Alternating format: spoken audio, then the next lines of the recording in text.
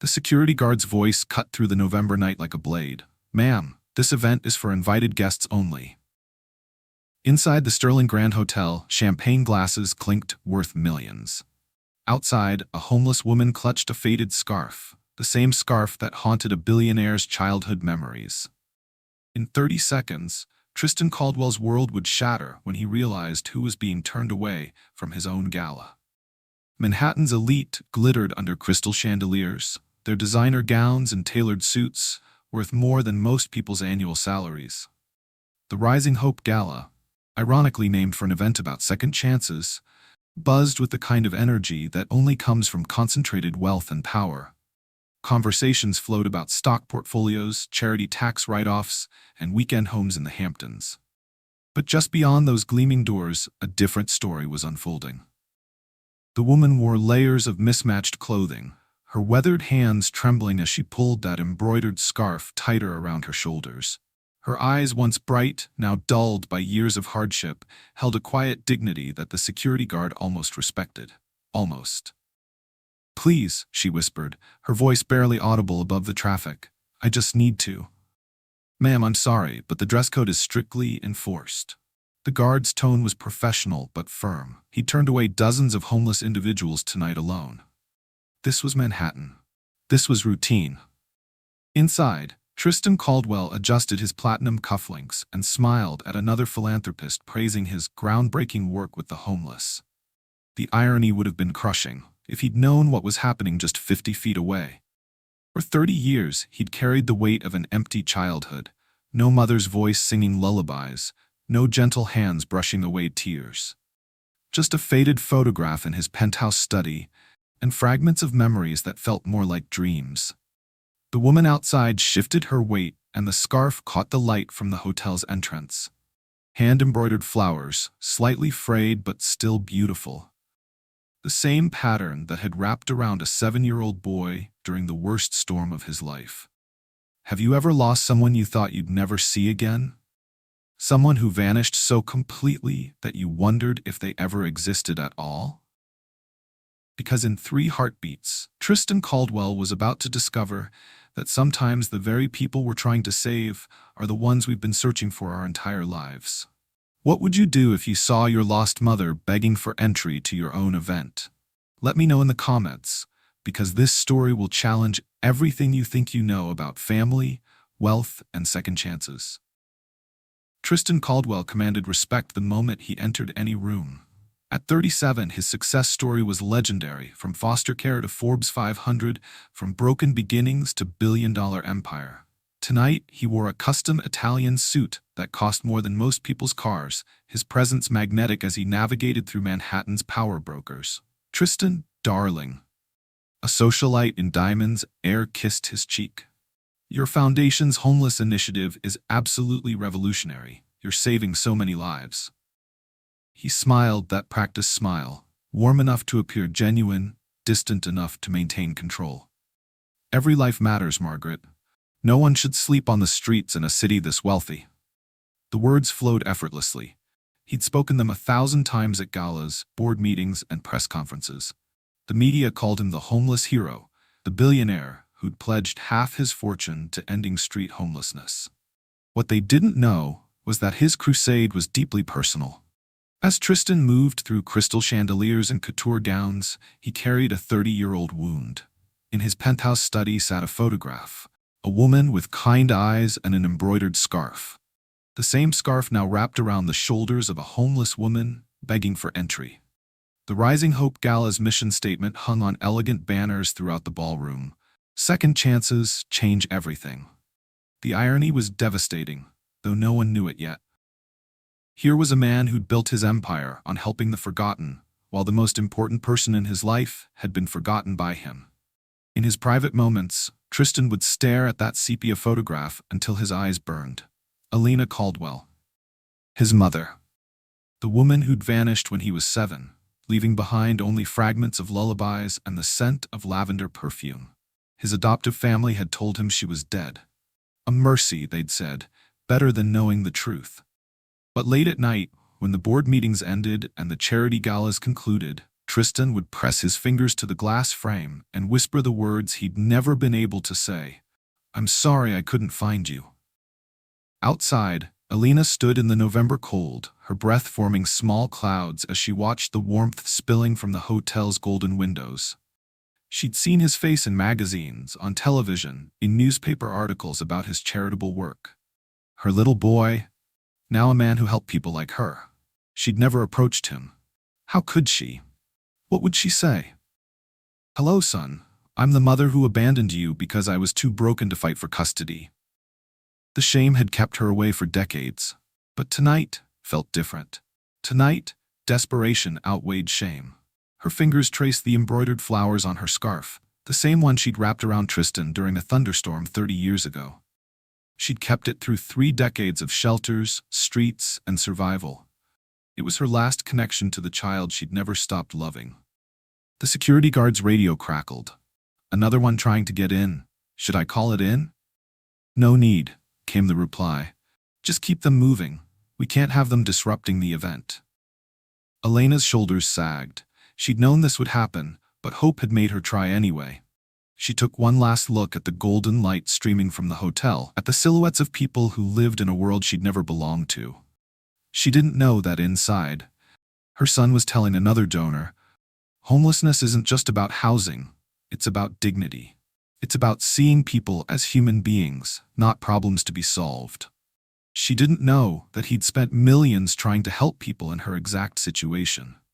She didn't know that in his wallet, next to his platinum credit cards, he carried a prayer card with her name on it. But this wasn't just any homeless woman. This was about to become the most expensive mistake of his life. Because sometimes the universe has a sense of humor so cruel it borders on cosmic justice. The senator's wife was mid-sentence about tax benefits when Tristan's attention drifted toward the hotel's entrance.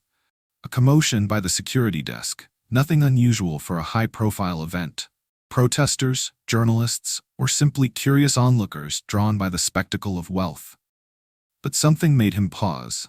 The woman's posture caught his eye first, the way she held her shoulders slightly hunched but not defeated, defensive yet dignified.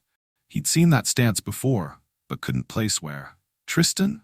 The senator's wife followed his gaze. "Is everything all right?" "Excuse me for a moment," he murmured, already moving toward the glass doors. Through the crystalline barrier, past the marble floors and armed security, Tristan saw her. Not the homeless woman everyone else saw. Not the problem to be removed. He saw the woman who used to sing him to sleep. The woman who disappeared when he was 7.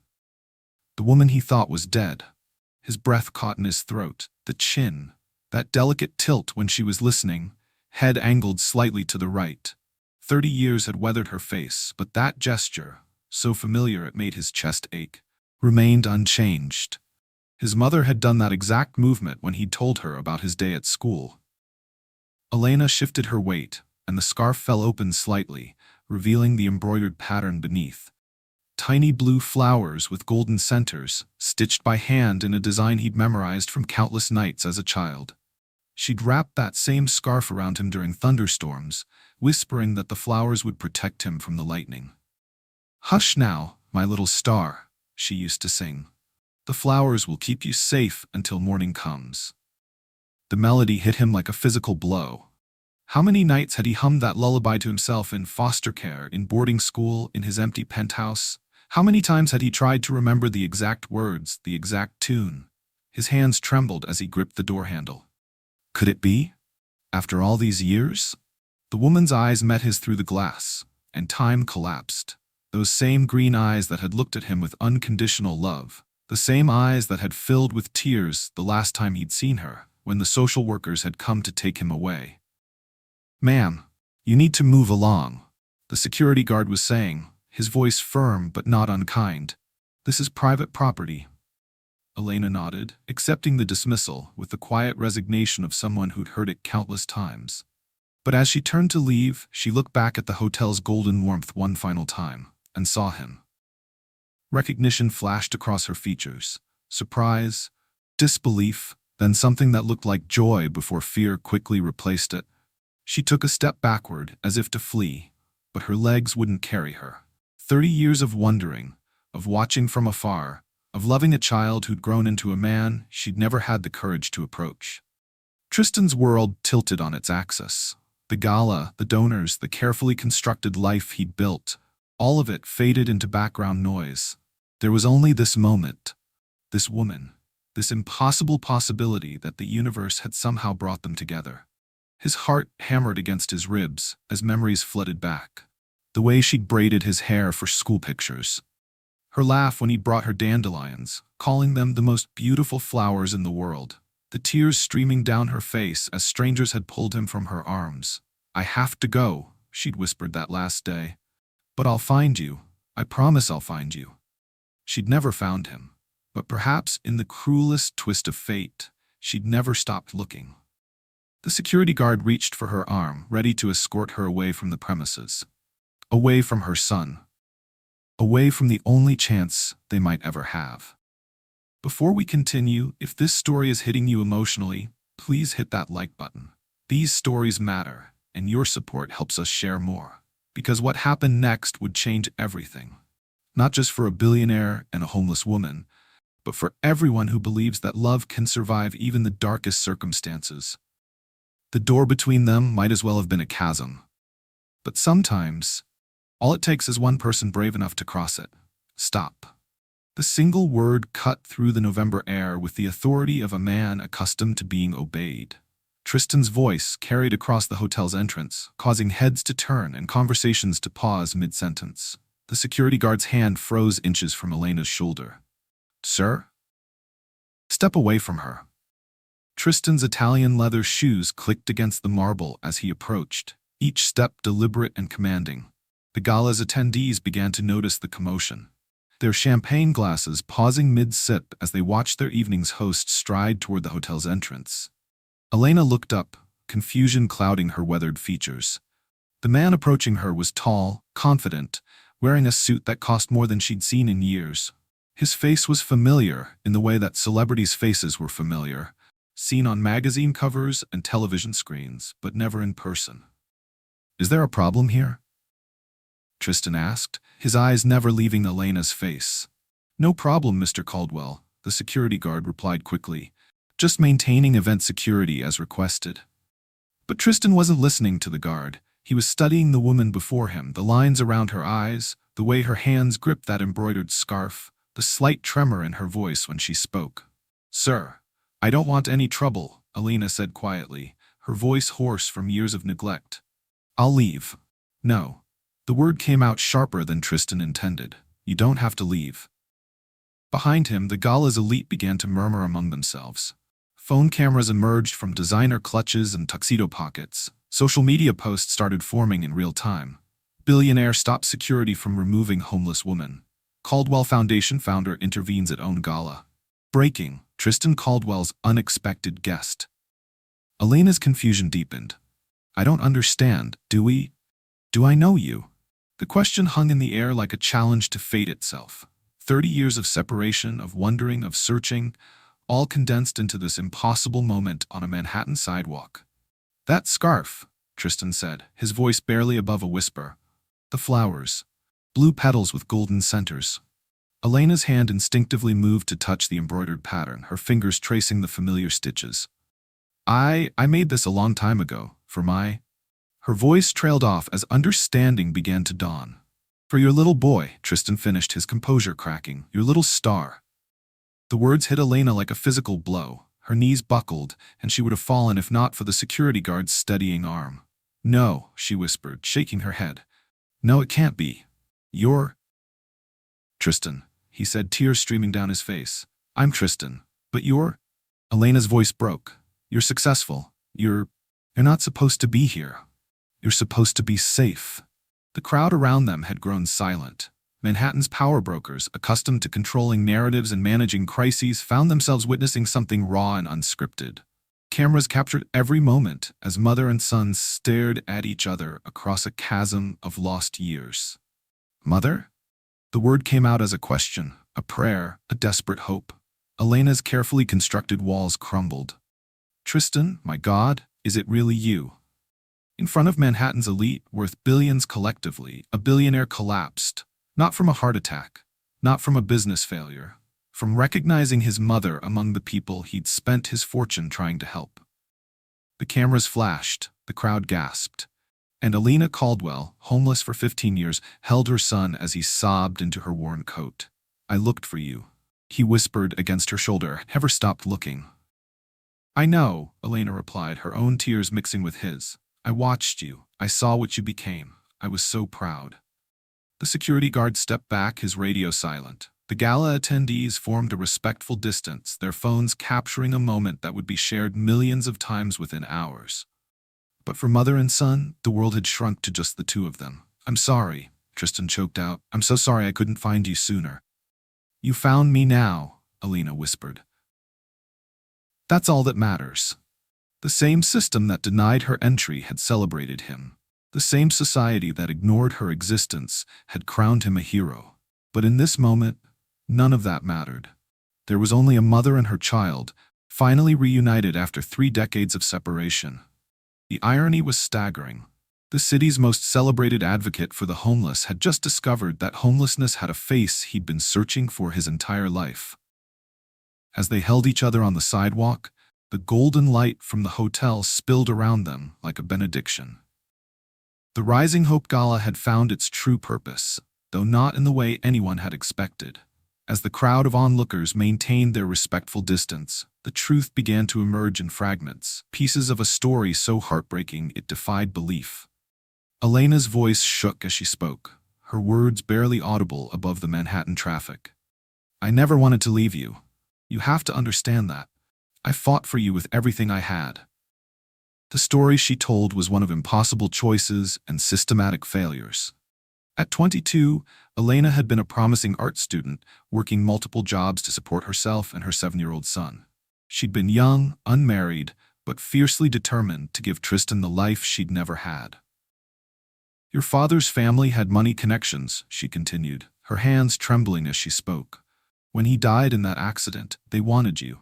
They said I was unfit, that I couldn't provide for you properly. They had lawyers' influence. I had nothing but love." The custody battle had been brutal and one-sided. Elena's ex-boyfriend's wealthy family had portrayed her as unstable, unfit, a danger to the child they claimed as their own. They'd used her struggles with depression after her partner's death, her modest income, her lack of formal education. Everything had been weaponized against her. "I made a choice," Elena whispered. I thought if I stepped aside, if I let them take you, you'd have opportunities I could never give you. Private schools, college, a future. I loved you enough to let you go." But the sacrifice had come at a devastating cost. Without Tristan, Elena had lost her anchor, her reason for fighting. The depression that had been manageable became overwhelming. She'd lost her job, then her apartment, then her connections to the world she'd once known. "I tried to visit you," she said, tears streaming down her weathered cheeks. "But they'd moved you to boarding school, changed your name, made it impossible for me to find you. By the time I tracked you down, you were already in college, already building your life. I didn't want to disrupt that." The descent had been gradual, then sudden. Mental health services that were inadequate. A system that criminalized poverty instead of addressing it. Friends who couldn't understand why she couldn't just get over it. Within 5 years, Elena had become part of the very population her son would one day dedicate his life to helping. 15 years, she said quietly. 15 years on these streets, watching you on television, reading about your success in newspapers people threw away. I was so proud and so ashamed. She'd followed his career obsessively. Every charity gala, every foundation announcement, every interview where he spoke passionately about helping the homeless. The irony had been a daily torture. Her son had become Manhattan's most vocal advocate for people like her, while she remained invisible in plain sight. "I came to your events sometimes," Elena admitted. "Not inside, never inside. But I'd stand across the street just to see you. Just to know you were real, that you were thriving." Tristan's own story emerged in parallel, a tale of privilege built on a foundation of loss. His adoptive family had been wealthy but distant, providing every material comfort while maintaining emotional detachment. He'd attended the finest schools, had every advantage, yet had never felt truly connected to anyone. "I always felt like something was missing," he said, his voice thick with emotion.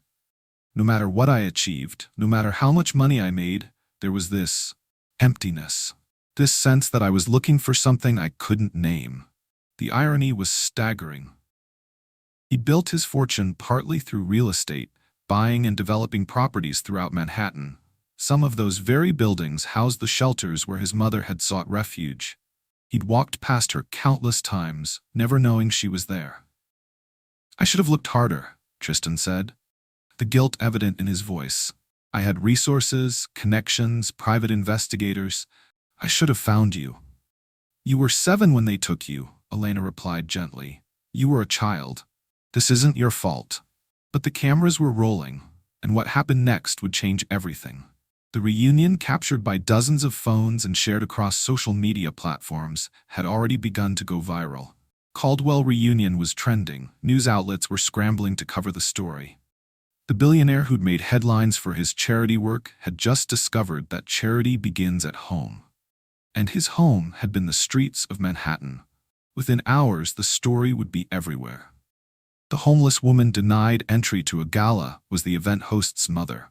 The man who'd pledged millions to end homelessness had found it in his own family. The system that had celebrated his philanthropy had failed the person who mattered most to him. If you've ever felt that unexplainable emptiness, that sense something was missing, drop a heart emoji. Sometimes what we're looking for is closer than we think. The revelation would spark conversations about mental health, about the failures of the child welfare system, about how easily anyone can fall through society's cracks. But for mother and son, standing on a Manhattan sidewalk surrounded by the curious and the compassionate, the only thing that mattered was that they'd found each other. The boy who'd been taken to protect him from poverty had become the man who could ensure his mother never experienced it again. The woman who'd sacrificed everything for love had discovered that love had never forgotten her. Their story was just beginning to unfold, and the world was watching. The transformation began immediately, with the urgency of a man who'd lost 30 years and refused to lose another moment. Within hours of their reunion, Tristan had whisked Elena away from the chaos of cameras and crowds to Mount Sinai's private wing. The medical team he'd assembled worked with quiet efficiency, treating not just her physical ailments, but approaching her care with the dignity she'd been denied for so long. Severe malnutrition, untreated diabetes, chronic bronchitis, Dr. Sarah Chen reported during their first consultation, but she's resilient. With proper care, she'll recover fully. Elena protested the lavish treatment. "I don't need all this," she whispered from her hospital bed, overwhelmed by the private room, the attentive nurses, the abundance of care. "You need everything," Tristan replied, pulling a chair beside her bed. "Let me do this, please." The media response was immediate and overwhelming. "Billionaire's breakdown goes viral" dominated headlines worldwide. The video of their reunion had been viewed over 50 million times within 24 hours. News anchors struggled to find words for the story. It was heartbreaking, inspiring, and systemically damning all at once. But Tristan ignored the media circus. His entire focus was on Elena's recovery, both physical and emotional. He arranged for trauma counselors, therapists who specialized in long-term homelessness, and medical experts who understood the complex health issues that came with years of street living. "I've been taking care of myself for 15 years. Elena said during one of their early conversations. "I don't know how to let someone else do it. I've been taking care of everyone except the person who mattered most," Tristan replied. "We'll figure it out together." The ripple effects began within weeks. The Caldwell Foundation underwent a complete restructuring, moving from traditional charity models to comprehensive programs focused on dignity and empowerment. Tristan didn't just want to house the homeless, he wanted to address the systemic failures that had created homelessness in the first place. New initiatives emerged. Mental health support integrated with housing programs. Job training that recognized the skills people developed through survival. Legal advocacy to address the bureaucratic barriers that kept people trapped in poverty. Most importantly, every program was designed with input from people who'd lived the experience. "We're not doing this to people," Tristan announced at a press conference 6 weeks after the reunion. "We're doing this with people, starting with my mother." Elena's transformation was remarkable, but it wasn't just medical. As her health improved, so did her confidence. She began attending foundation meetings, sharing insights that came from lived experience rather than academic theory. "You can't solve homelessness with just housing," she told a room full of policymakers. "You have to address the shame, the invisibility, the way society treats people like they're disposable. Because once you start believing you're disposable, it's hard to fight for anything better." Her words carried weight that no amount of research could match. Here was someone who'd lived in the system's shadows for 15 years, who understood its failures intimately. The foundation's new approach attracted attention from other cities, other philanthropists, other policymakers. Elena found herself invited to speak at conferences, to consult on programs, to share her story not as a victim, but as an expert. "I'm not comfortable being the face of this," she confessed to Tristan, during one of their daily walks through Central Park, a routine they'd established as part of her recovery. "You're not the face of anything," he replied. "You're the voice. There's a difference." The changes went beyond individual programs. City policies began to shift.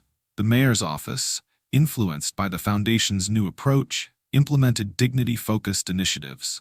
Police departments received training on mental health crisis intervention. Social services agencies redesigned their intake processes to reduce barriers and increase accessibility. Most importantly, the conversation about homelessness changed. It was no longer about cleaning up the streets or managing the problem. It became about recognizing the humanity in every person, about understanding that homelessness was a systemic failure, not a personal one. Elena's public speaking evolved from tentative sharing to powerful advocacy. She testified before Congress about the need for comprehensive mental health services. She spoke at the World Economic Forum about the intersection of poverty and family separation. She became a consultant for cities designing new approaches to homelessness. 6 months later, Elena stood before the United Nations, addressing world leaders about homelessness. Not as a victim, but as a survivor. Not as a charity case, but as a mother who'd found her way home. Beside her sat Tristan, no longer the untouchable billionaire, but a son who'd learned that true wealth meant never leaving family behind. "Homelessness is not a housing problem," Lena told the assembly, her voice steady and strong. "It's a human connection problem. It's what happens when we allow people to become invisible, when we accept that some lives matter less than others. But every person you pass on the street is someone's child, someone's parent, someone's sibling. They all deserve to be seen." The applause was thunderous, but Elena wasn't finished. "My son spent years helping people like me while I slept in doorways just miles from his office. That's not his failure. That's our collective failure. We've created systems that separate families, that criminalize poverty, that treat symptoms instead of causes. But we can change that. We must change that." The transformation was complete, but the work had just begun. Mother and son had found each other, but their reunion had exposed a truth that demanded action. No one should have to choose between love and survival. 1 year later, the Sterling Grand Hotel buzzed with familiar energy, but everything had changed. The Rising Hope Gala had transformed from a traditional charity event into something revolutionary. A celebration where those who'd lived the struggles being addressed sat alongside those funding the solutions. The guest list now included formerly homeless individuals, mental health advocates, policymakers, and survivors who'd rebuilt their lives through the Foundation's programs. At the head table, Tristan Caldwell sat in a place of honor, her transformation complete, yet authentically grounded. The woman who'd once been denied entry now commanded the room's attention, not through wealth or status, but through the power of lived experience and hard-won wisdom. "Ladies and gentlemen," Tristan said, addressing the crowd, "last year, I thought I was hosting a gala about helping the homeless. I discovered I was actually hosting a reunion with my mother. That moment changed everything, not just for us, but for how we approach human dignity in this city." The audience, a mix of Manhattan's elite and people whose lives had been touched by homelessness, erupted in applause.